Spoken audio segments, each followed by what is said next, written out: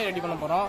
மாவலிக்கு தேவையான இங்கிலீஷ் என்னதுன்னா, ஃபஸ்ட்டு பூக்கான் வந்து எங்கே கிடைக்குன்னா பனைமரத்துலேயே ஆண் பனைமரத்துலாம் அந்த பூக்கான் பூ கிடைக்கும்.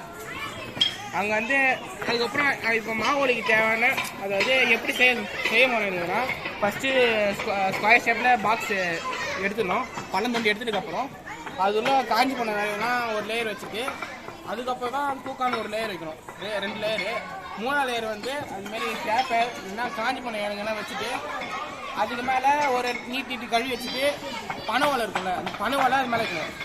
கொளுத்துறதுக்கப்புறம் ஒரு அரை மணி நேரம் 1 மணி நேரம் கொளுத்துறதுக்கப்புறம் அதாவது பேடே ஏன்னா விசிறி மட்டும் வச்சு விசிறினே இருக்கணும். அப்போ தான் வேகமாக வரையும். அதுக்கப்புறம் நம்ம பூக்கான் ரெடி ஆகிடும்.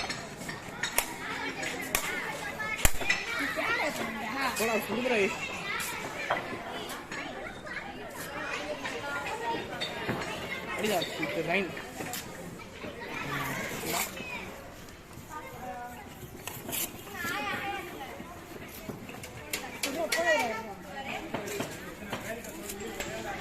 ஃபஸ்ட்டு அந்த பூக்கான்லாம் கொளுத்தோன்னு இந்த இலை மட்டும் அதாவது இந்த பீஸ் மட்டும் கட் பண்ணி பூக்கான் பண்ணி வச்சுருவோம்.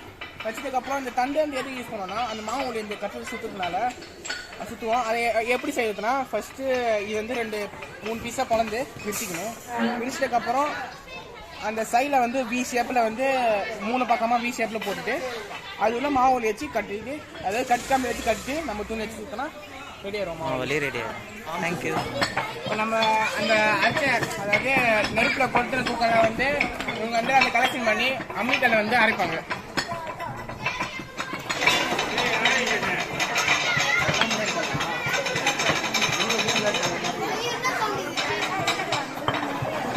நம்ம அந்த அரைச்ச பூக்கானை வந்து ஒரு துணியில் அதாவது ரெக்டாங்கிள் ஷேப் வந்து அது கட் பண்ணி அது உள்ள பூக்கான் போட்டுவாங்க. பூக்கான் போட்டு ரோல் பண்ணி இதுமாரி கட்டு துணியாக கட்டிடுவாங்க.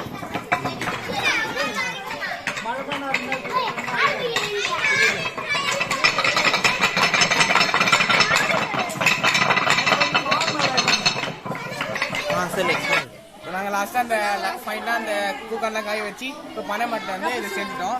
பனைமட்டை அவ்வளோதுனால நாங்கள் அந்த ஏரி ஓரத்தில் அந்த நிறைய குச்சியில் பூ பூக்கும். அது இந்த குச்சி பேர் என்னதுன்னா ஓனம் குச்சின்னு சொல்லுவாங்க. அதுலேருந்து கொஞ்சம் ரெடி பண்ணோம். காமிங்க, தூக்கி காமிங்க. நைஸ்.